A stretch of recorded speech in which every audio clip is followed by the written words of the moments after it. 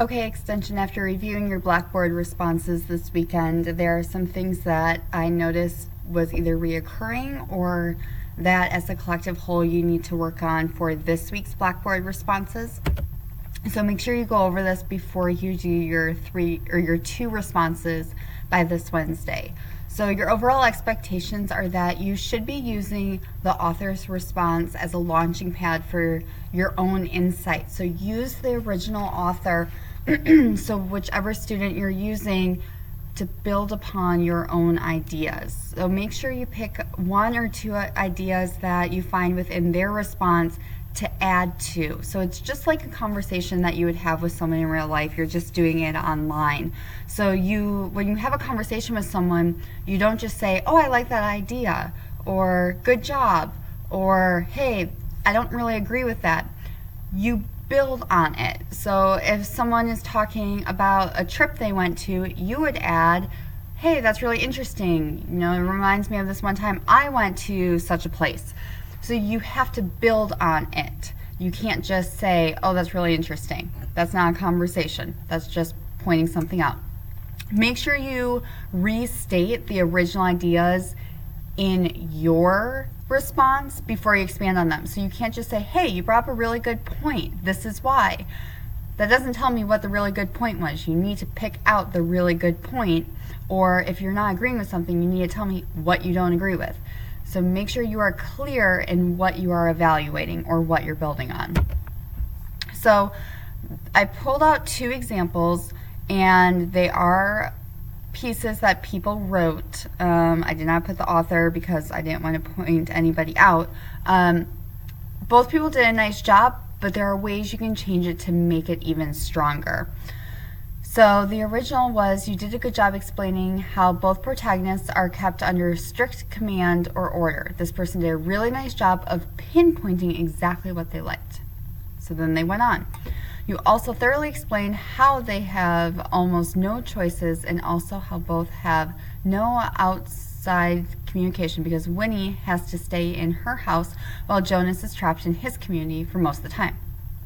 Okay, fantastic. Pointing out exactly what the original author did a nice job explaining and evaluating. Now, how do you take this a step further?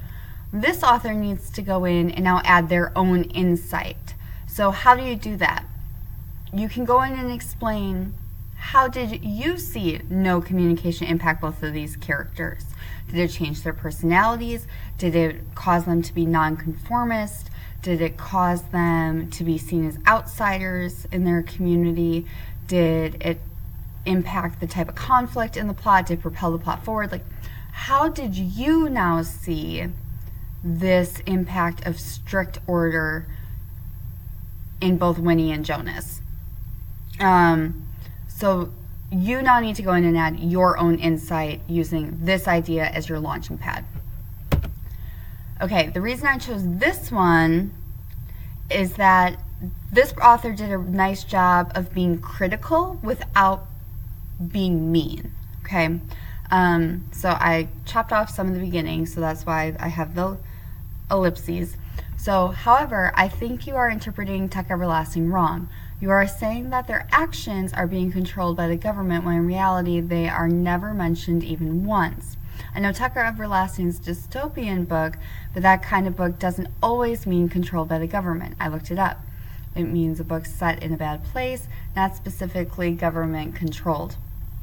So this author did a nice job of pointing out a critical point in the original author's evaluation, but something that they could then go on to elaborate would be, okay, so you pointed out the definition, so how is Tucker Everlasting then upholding this idea of being a dystopian book? Why is it then a bad place to live? What makes Tucker Everlasting a bad place to live? So then go in and add your insight into this piece.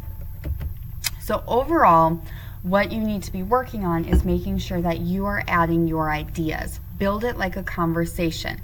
So you just had the the initial discussion, that was part one of the conversation. Now you're jumping in with your part of the conversation. I should see you adding to the conversation. It's a digital conversation, which means that you can really be thinking about your response, whereas in real time, sometimes the banter is not as thorough or thoughtful.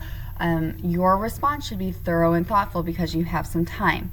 So again, it is due by Wednesday, December 13th by 3:05. People have asked how far you should be. Well, you should be done with the book by Wednesday, so you should be discussing the majority of the book. It's okay if you have about 5 chapters left, but you really should be pretty close to finish with the book. Make sure you're discussing both books in your initial discussion post. It's okay if you highlight just one book in your final response to your peers.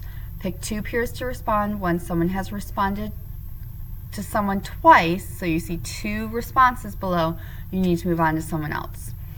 You should have 4 fully developed sentences. Good job.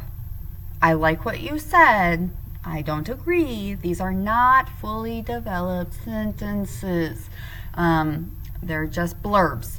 I want fully developed sentences that provide insight, that are thoughtful, that are thought-provoking, that make me think about the piece in a new way. That's what I am looking for.